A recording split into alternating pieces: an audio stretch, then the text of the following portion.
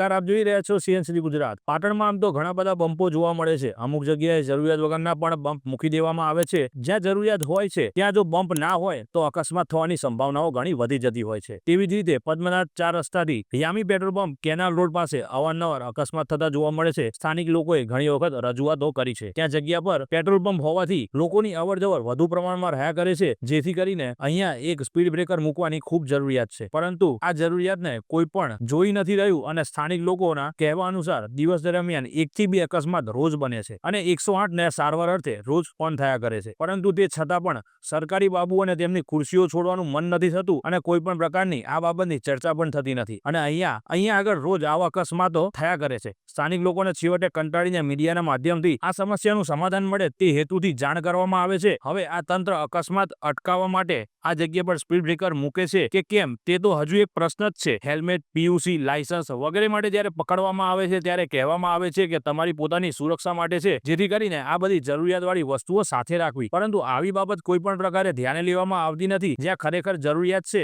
કે આ જગ્યા ઉપર રોજના 1-2 અકસ્માત સર્જાય છે તેને કોઈ ધ્યાને નથી લેતું અને બિનજરૂરી વસ્તુઓ કે જેને કદાચ નજરઅંદાજ કરી શકાય તેવી બાબતોને ધ્યાને લેવામાં આવે છે, જેથી કરીને સ્થાનિક લોકોમાં ઘણો રોષ જોવા મળ્યો છે અને કહી રહ્યા છે કે અહીંયા જરૂરી છે કે અહીંયા એક સ્પીડ બ્રેકર મૂકવામાં આવે।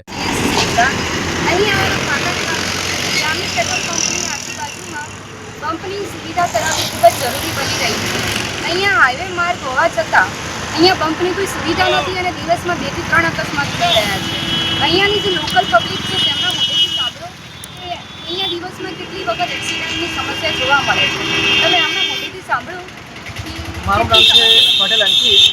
અહીંયા પેટ્રોલ પંપ છે, ત્યાં મારા મિત્રનો છે। અહીંયા અવારનવાર બેસવા આવવાનું અમારું થતું હોય છે, સ્ટાફ બી આપણો જ છે। તો અહીંયા અમે જોઈએ છીએ તો રોજના 2 થી 3 એક્સિડન્ટ થાય છે। 2-3 વાર રજૂઆત પણ કરી છે અમુકને, પણ કોઈ અત્યાર સુધી એનું કંઈ નિરાકરણ લાગી નથી શક્યા। તો મારી એક નમ્ર વિનંતી છે કે મેઇન હાઈવે છે પણ નાનો એવો જો આટલા બધા બમ્પ આગળ હોઈ શકતા હોય તો અહીંયા આર્થિક જનતાને કોઈ પ્રશ્ન ના થાય, કોઈ પ્રોબ્લેમ ના થાય, જાનહાનિને માનહાનિને કોઈ નુકસાન ના થાય, એના માટે બંને સાઈડ એક બમ્પ કરવાની નમ્ર વિનંતી આપું છું ઉપર લેવલ। નમસ્કાર। તમે આમના મોઢેથી સાંભળ્યું કે એમને દિવસમાં કેટલી બધી તકલીફ થઈ રહી હોય છે અને અહીંયાની જે લોકો જાય છે એમને જાનમાલ કે પછી માલની હાનિ થાય છે। અહીંયા આવેલું એક પાર્લર છે કે તેમના મોઢેથી સાંભળ્યું તમે દિવસમાં 1 થી 2 એવી ઘટનાઓ જોઈ લો છો કે દિવસમાં બનતી હોય છે, બને છે અને તેમાંથી લોકોને તકલીફ થાય છે બમ્પ ના હોવાના કારણે? હા, થાય છે। તો તમને શું લાગે છે જો બમ્પ અહીંયા બનાવશે તો અહીંયા 1-2 એક્સિડન્ટ જે દિવસમાં બને છે તેમાં તેની જે સંખ્યા છે ખૂબ જ ઓછા પ્રમાણમાં થઈ જશે? તો તમે આમના મોઢેથી સાંભળેલું છે કે અહીંયા દિવસમાં 2 થી 3 એવી સમસ્યાઓ બની જાય છે। તો હું એ અરજી કરું છું કે હું એમ સરકારને એ જાણ કરું છું કે તમે અહીંયા બમ્પની સુવિધા કરાવો જેનાથી એક્સિડન્ટની સુવિધા થોડી થાય।